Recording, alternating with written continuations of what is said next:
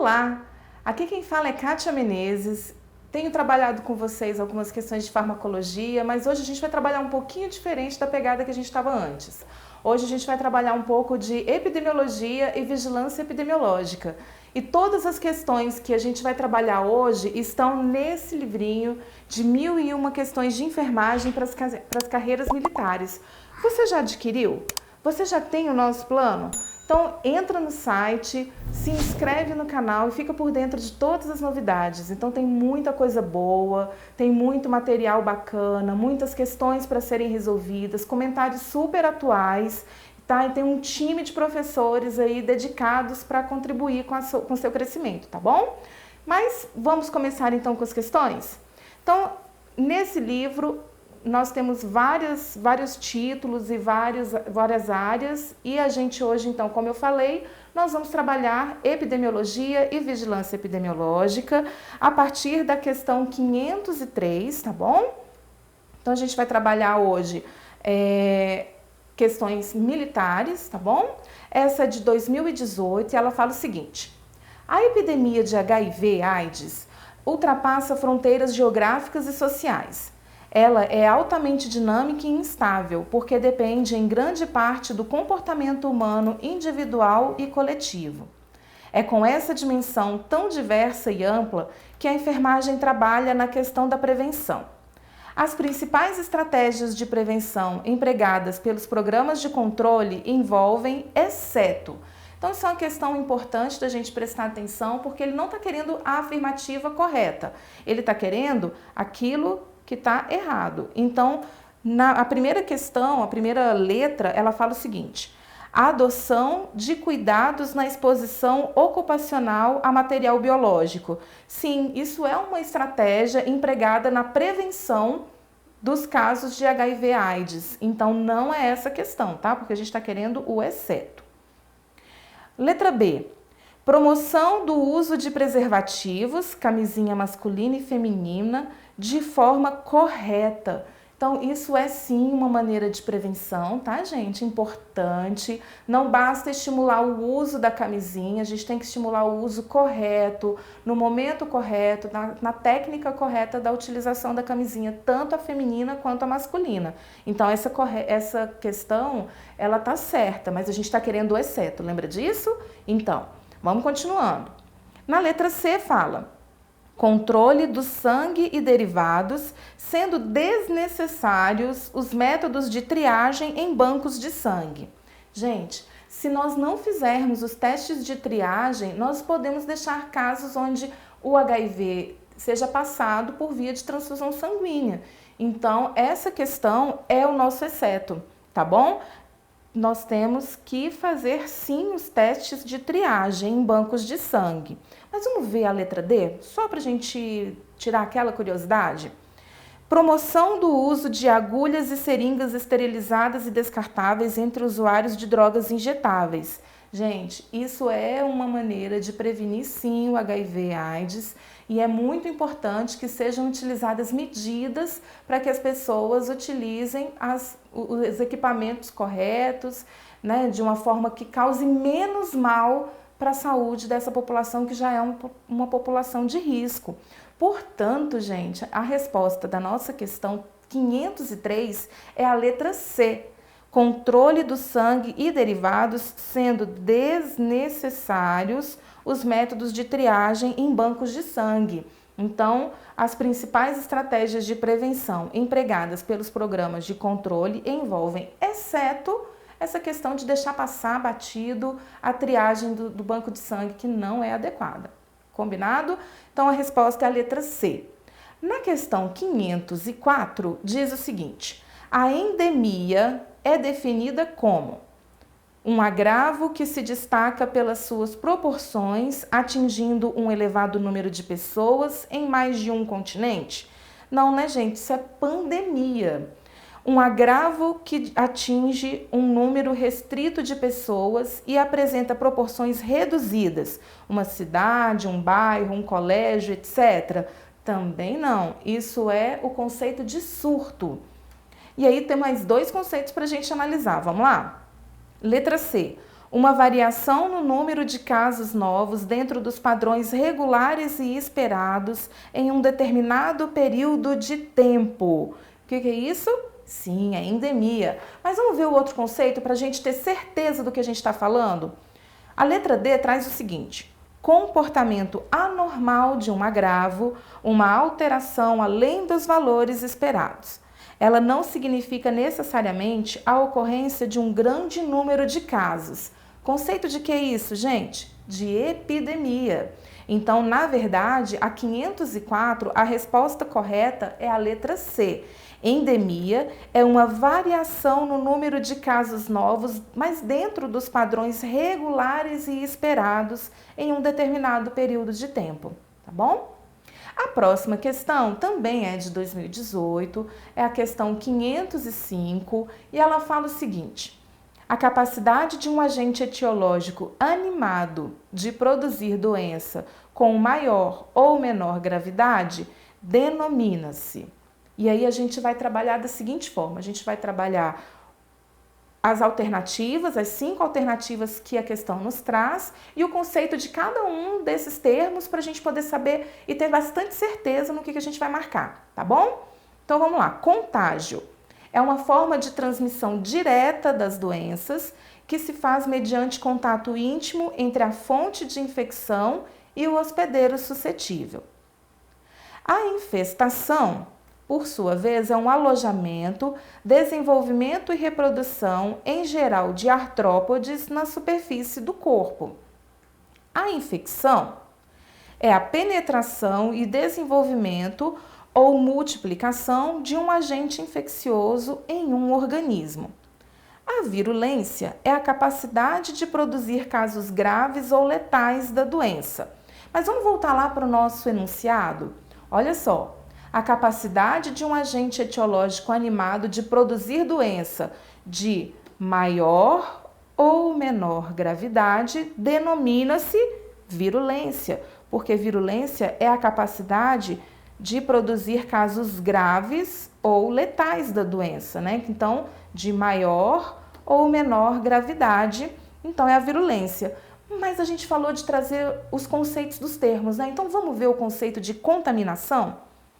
É a presença de agente infeccioso na superfície do corpo, no vestuário e nas roupas de cama, em brinquedos e etc. Então, na verdade, a resposta para a nossa questão é a letra D de dado, virulência, tá bom? Vamos continuando, né, gente? 506. Aqui a gente tem que colocar F para falso, V para verdadeiro e depois a gente marca a alternativa que apresenta a sequência correta. Tá? Então vamos lá. Coloca F de falso ou V de verdadeiro nas afirmativas abaixo em relação à terminologia básica em saúde e assinale a opção que apresenta a sequência correta. A primeira opção é o seguinte: contágio é a transferência do agente infeccioso para um organismo, objeto ou substância. Gente, quando a gente fala de transferência, não foi bem isso que a gente acabou de ver, né? É a forma de transmissão direta das doenças. Então, essa alternativa está errada, ela está falsa. A contaminação é a transmissão do agente infeccioso de um doente ou portador para outro indivíduo? A gente acabou de ver que também não é isso, né? Na verdade, a contaminação é a presença do agente infeccioso na superfície do corpo, na superfície de objetos. Então, essa questão também está falsa. E a desinfecção, gente? Traz o seguinte, que a desinfecção é a destruição de agentes infecciosos situados fora do organismo mediante a aplicação direta de meios físicos ou químicos. E sim, gente, a desinfecção é a destruição de agentes infecciosos situados fora do organismo, tá? Então, essa questão, ela é verdadeira. A esterilização é a destruição ou eliminação total de todos os micro-organismos. Vamos ver, na forma vegetativa ou esporulada. E aí, gente, verdadeira ou falsa essa questão? Isso mesmo, verdadeira. E a última, hein? Epidemiologia é o estudo da distribuição dos eventos relacionados com a saúde e de seus fatores determinantes numa comunidade. E aí, gente, essa também é verdadeira. Então, a nossa sequência correta aqui, dentro dessas 5 opções de alternativa correta, vai ser a letra C, onde as 2 primeiras são falsas e as 3 últimas são verdadeiras, ok? Agora, gente, nós vamos passar para a questão 507. E ela também é de 2018, tá? E ela traz o seguinte: um exemplo correto de estudo epidemiológico é. E ela traz 5 alternativas para a gente analisar e ela vem apresentando para a gente exemplos dos estudos epidemiológicos. Talvez dessa lista que a gente tem, ela é a mais complicadinha, porque você tem que saber o que é o estudo e você tem que saber a aplicação desse estudo epidemiológico. Então, ela é aquela que traz um pouquinho mais de atenção para a gente, porque ela demanda um pouco mais da nossa capacidade de abstrair do conceito para o concreto, tá bom? Mas a gente vai ver cada uma das 5 para a gente ver qual é a alternativa correta, porque ela está pedindo um exemplo correto de estudo epidemiológico. Então, vamos lá, uma por uma, tá bom? Letra A. O caso controle, que se inicia com um grupo de pessoas sem asma, que são classificados em subgrupos de acordo com a exposição à poluição. O objetivo é ver se o surgimento de novos casos de asma difere entre os grupos conforme a presença ou não de exposição à poluição. Então, na verdade, caso controle é um tipo sim de estudo epidemiológico, mas ele não está falando de surgimento de novos casos. Normalmente, caso controle, ele é retrospectivo, então essa questão está errada. Agora vamos lá para a letra B. Ensaio clínico randomizado que tem por objetivo estudar os efeitos de uma medicação para a asma.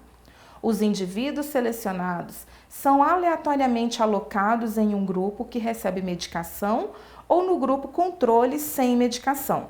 Os resultados são avaliados comparando-se a ocorrência de asma entre esses grupos. Essa questão, gente, ela está correta, mas vamos ver as outras para a gente ter certeza do que a gente está falando.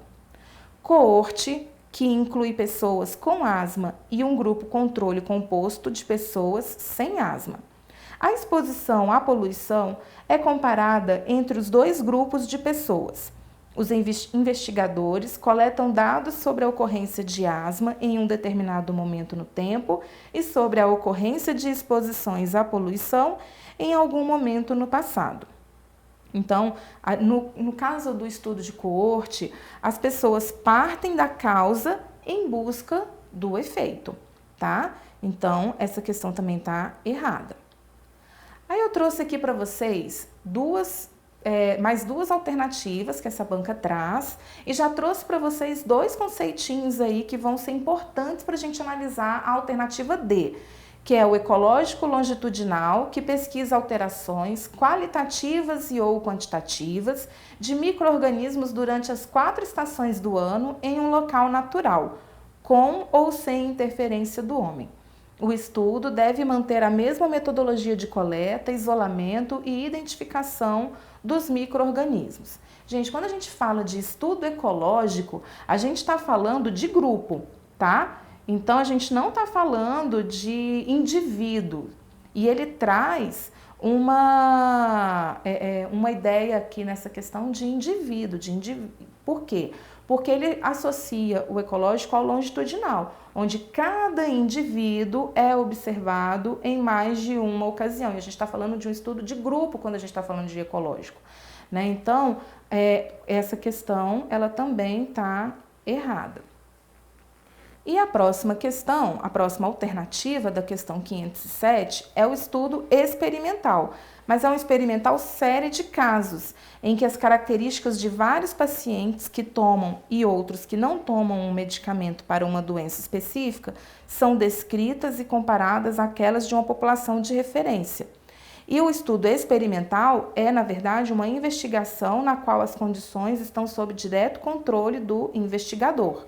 Então, na verdade, para essa questão 507, a resposta correta é Ensaio clínico randomizado que tem por objetivo estudar os efeitos de uma medicação para asma.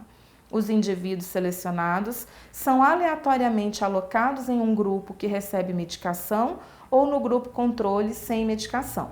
Os resultados são avaliados comparando-se a ocorrência de asma entre esses grupos. Então, assim, de uma forma bem superficial, né? Porque não vai dar tempo da gente discutir cada um desses tipos de estudos epidemiológicos, de estudos que são feitos para que a gente tenha aí traçando o comportamento de um agravo, de uma doença, de uma população frente a esses agravos. Então, para a questão 507, a resposta correta é a letra B.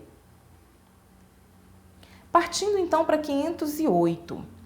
De acordo com o boletim epidemiológico da Coordenadoria de Vigilância em Saúde da Secretaria do Estado de Saúde, no primeiro quadrimestre de 2017, foram notificados no Amapá 205 casos de febre chikungunya, com a confirmação de 23.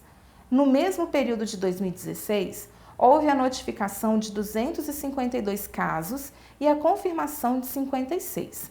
Com base nesses dados, o referido boletim informou que ocorreu nesse período de 2017, e aí a questão apresenta para a gente 5 alternativas e ela vai tentar trazer para a gente um comportamento de como foi em 2016, como está sendo em 2017, pede para a gente analisar isso. Então, para a gente começar a analisar, eu dei uma resumida aqui na questão, só para a gente ver que em 2016 foram notificados 252 casos de chikungunya e confirmados 56. Isso dá, gente, uma taxa de 22,2% aproximadamente. Em 2017, isso mudou. Foram notificados 205 casos e confirmados 23, sendo que isso dá uma taxa de 11,2% dos casos confirmados, tá? Então, gente, se você observar, houve uma redução de 2016 para 2017. E isso, agora conversando sobre isso, a gente vai então analisar as questões. A letra A fala que houve um aumento percentual de 17% nos casos confirmados. E, na verdade, a gente viu que houve uma redução. Então, essa questão está errada. A letra B fala que houve uma redução numérica dos casos da doença e aumento percentual dos casos confirmados. E a gente viu que não. Houve uma redução tanto nos casos numéricos quanto no percentual. Tá? Então, essa questão também está errada. A letra C, redução nos casos suspeitos e nos casos confirmados. Sim, né, gente? Foram 252 casos em 2016 notificados contra 205 em 2017.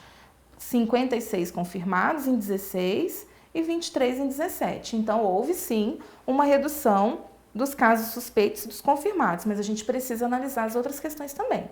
Tá bom? Na letra C fala transformação do quadro epidêmico da doença para quadro pandêmico da doença. E a gente viu que o conceito de pandemia, ele é global, vai de um continente para o outro. Então, na verdade, a gente está tratando só dos casos do Amapá e por isso não se trata de uma pandemia. E a última letra é transformação do quadro endêmico da doença para quadro epidêmico da doença. A chikungunya não é endêmico no Amapá. Então, essa questão também está errada.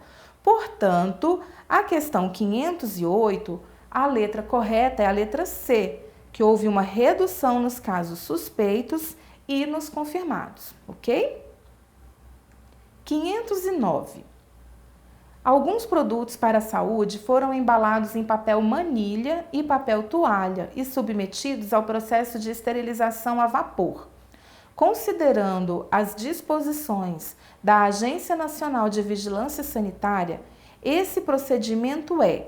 E aí ele traz para a gente 5 alternativas. Na letra A, está falando que ele é contraindicado. Na letra B, é indicado na esterilização de gases e compressas.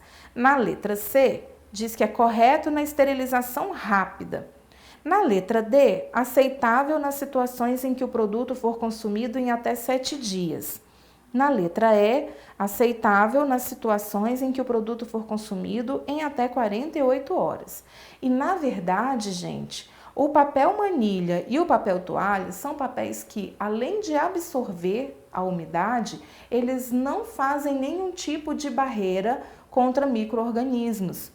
Então, por isso, quando a gente está falando da questão 509, a gente está falando de papéis que não são resistentes à umidade, não conferem barreira contra micro-organismos, portanto, é contraindicado o uso desse tipo de papel para embalar qualquer tipo de produto para a saúde, tá bom? 510. O setor de ambulatórios de uma unidade de saúde vai passar por uma reforma na sua estrutura física. A responsável técnica da equipe de enfermagem foi convidada para verificar se o projeto atende às necessidades do serviço. Para isso, ela deve conhecer a legislação da Agência Nacional de Vigilância Sanitária, que dispõe sobre o regulamento técnico para planejamento, programação, elaboração e avaliação de projetos físicos de estabelecimentos assistenciais de saúde. Essa legislação é E aí, então, a banca traz para a gente 5 alternativas de legislações, que são uma portaria e 4 resoluções de diretorias colegiadas, que são as resoluções da Anvisa. E sobre isso, gente, eu queria fazer só um parêntesezinho. Muitas vezes, os enfermeiros vão trabalhar nos hospitais e acham que eles não têm que se envolver com as questões de gestão, que eles vão lá dar o plantão e não tem que se envolver com questões administrativas, questões de gestão, questões que envolvem as legislações. E, na verdade, gente, todo enfermeiro deve sim se envolver com essas questões. É muito importante que cada um de nós tenha conhecimento de causa, porque nós seremos gestores, nós seremos pessoas que vamos ser convidadas para dar parecer, nós seremos pessoas que vamos ser convidadas para que a gente diga sobre determinadas situações, que se a gente não tiver o conhecimento da legislação, a gente vai ser ótimo técnico, ótimo tecnicamente, quero dizer, mas a gente não vai conseguir fazer a questão da gestão. Então, isso pega para o enfermeiro. Mas vamos voltando para a questão? Então, a RDC 32, aqui tá errado, tá, gente? A gente colocou aqui, mas é aqui, ó. A 32 é que fala de procedimentos e requisitos técnicos para o registro de produtos saneantes corrosivos à pele ou que causem lesão ocular grave. Então, não é a RDC 32 de 2013. Aqui também tá com a setinha errada, ela devia estar aqui. Sabe por quê? Porque é a RDC 50 de 2002 que trata do regulamento técnico destinado ao planejamento, programação, elaboração, avaliação e aprovação de projetos físicos de estabelecimentos assistenciais de saúde, a ser observado em todo o território nacional, tanto na área pública quanto na área privada. Tá? Então, é sim a RDC que vai, então, atender ao que a nossa questão está pedindo. Só que a gente precisa conhecer das outras, né? Porque senão a gente acaba chutando. E a ideia aqui não é chute, é saber o que está marcando. Vamos lá?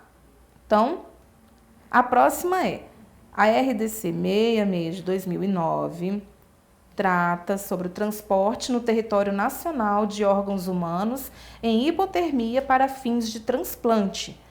A portaria 344 de 98 regulamenta sobre substâncias e medicamentos sujeitos a controle especial, enquanto a 208 vai fazer, então, a simplificação de procedimentos para importação de bens e produtos sujeitos à vigilância sanitária. Então, para a questão 510, a resposta correta é a letra B. Então, é a RDC número 50 de 2002, que vai, então, atender a necessidade da responsável técnica da equipe de enfermagem, porque ela dispõe sobre o regulamento técnico para planejamento, programação, elaboração e avaliação de projetos físicos de estabelecimentos assistenciais de saúde. Lembrando que tanto privados quanto públicos, tá bom? E A 511, ela traz o seguinte: a notificação de casos de doenças de notificação compulsória compõe a atividade fundamental do sistema de vigilância epidemiológica.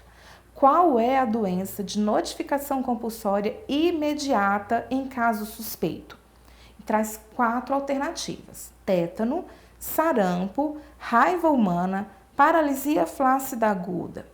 Então, quais são? Gente, uma coisa que a gente precisa entender: existe regulamentações que normatizam a nível nacional e também a nível regional, né, estadual, regional, sobre a notificação compulsória.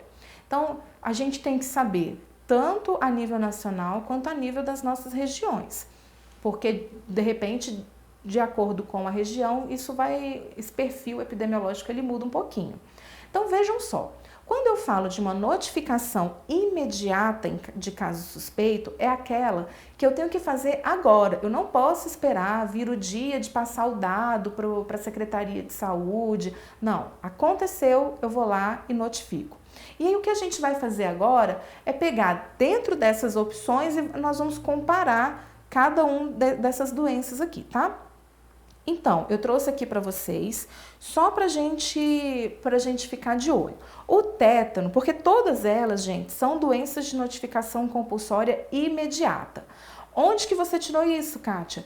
Na portaria 204 de 17 de fevereiro de 2016, porque ela vai definir a lista nacional de notificação compulsória, e também do Guia de Vigilância em Saúde, que é a 2ª edição de 2017. Por que eu peguei o de 2017 e não o de 2019, que saiu esse ano, que é a 3ª edição? Porque a banca estava em 2017, né? Então, hoje, se a gente fosse fazer essa questão, teria que dar uma olhadinha, porque talvez o perfil tenha mudado um pouco. Mas em 2017, a gente teria que pegar basicamente essas 2 legislações, né? O Guia de Vigilância em Saúde e a Portaria 204 de 2016. Então, lá fala o seguinte, que o tétano, ele é de notificação compulsória imediata de caso suspeito para a Secretaria Municipal de Saúde. O sarampo para a municipal e para a estadual. E a raiva para a municipal, estadual e também para o Ministério da Saúde. Enquanto a paralisia flácida aguda, ela é imediata para a Secretaria Municipal de Saúde. Então, se a gente for olhar de todas essas que são imediatas, qual é aquela dentre elas que a gente vai marcar? É aquela que é mais imediata de todas, que é a raiva humana. Por quê, gente? Porque, segundo a legislação, elas têm que ser imediatamente comunicadas na Secretaria Municipal de Saúde, na estadual e no Ministério da Saúde. Então, para nós, a resposta da questão 511 é a letra C, que é sobre a raiva humana. E, gente, são questões importantes, são questões que às vezes complicam um pouco, porque os conceitos eles são entremeados, são entrelaçados, então pode ser que confunda um pouco, mas não são questões de complexidade muito alta, tá bom? São questões boas, são questões até agora, todas as que a gente conversou são aplicáveis, então elas são sim importantes para que a gente estude elas. Mas a gente está aqui para ajudar vocês, o ENF-Concursos está empenhado em ajudar que você consiga seus objetivos e eu aguardo vocês na próxima aula, tá bom?